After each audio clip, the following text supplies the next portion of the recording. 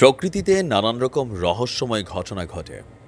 এই মহাবিশ্বকে আল্লাহ রাব্বুল আলামিন এতটা রহস্যময় করে এটাকে গড়ে তুলেছেন যে এর রহস্য জানতে জানতে কিয়ামত চলে আসবে, তারপরও সম্ভবত এটার একটা সুইয়ের আগায় যতটুকু পানি ধারণ করা যায় মহাসাগর থেকে ততটুকু এটার রহস্য আসলে আবিষ্কার করা সম্ভব না। তবে বিজ্ঞানীরা কারণ বলছেন।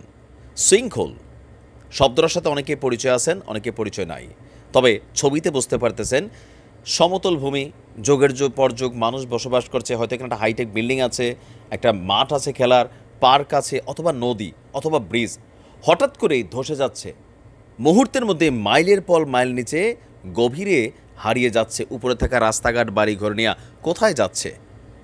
এই জায়গাগুলোতে যখন কনস্ট্রাকশন করা হয় তখন কিন্তু মাটিকে ভালো করে পরীক্ষা করা হয়, পাইলিং করা হয়, তারপরে ঘটছে বিভিন্ন রকম ঘটনা। সর্বশেষ গতকালকে যেই ঘটনাটা ঘটেছে, যুক্তরাষ্ট্রের ইলিয়নিসের একটি ফুটবল মাঠের মাঝখানে হঠাৎ করেই 100 ফুট বিস্তৃত এবং 30 ফুট গভীর এক গর্তের সৃষ্টি হয়েছে। শুধু এটাই প্রথম নয়, এরকম ঘটনা কিন্তু অহরহ ঘটছে।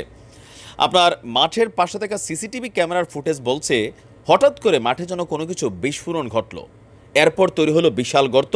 ওই সময় মাটির নিচ থেকে তীব্র বেগে পানিও বের হয়ে আসে। তবে তখন মাঠে কেউ না থাকায় কোনো হতাহতের ঘটনা ঘটেনি। আর এই গর্তকে সিঙ্কহোল হিসাবে অভিহিত করা হয়েছে। সিঙ্কহোল কি? ধস, গহ্বর বা সিঙ্কহোল হলো কোনো কারণে ভূগর্ভের কোনো স্তর ধসে যাবার কারণে ভূপৃষ্ঠতলে সৃষ্ট অবনমন বা গহ্বর, বা আমরা যেটাকে গর্ত বলি। আমরা জানি ভূপৃষ্ঠের নিচে রয়েছে পানির প্রবাহ, যেখান থেকে আমরা যখন নলকূপ বসাই বা মোটর বসাই, সেই পানি আমরা মেশিনের মাধ্যমে টেনে আনি। মাটির একদম নিচের স্তর বা ভূগর্ভস্থ পানির উপরিভাগে আবার রয়েছে অনেক পাথর, যেগুলোকে বলা হয় কার্বনেট ভেরক বা বেডরক। বছরের পর বছর বিভিন্ন জায়গায় মাটির নিচে পানি প্রবাহ চলমান থাকা অবস্থায় ধীরে ধীরে ছোট পাথরগুলো সেখান থেকে নাকি সরে যেতে থাকে।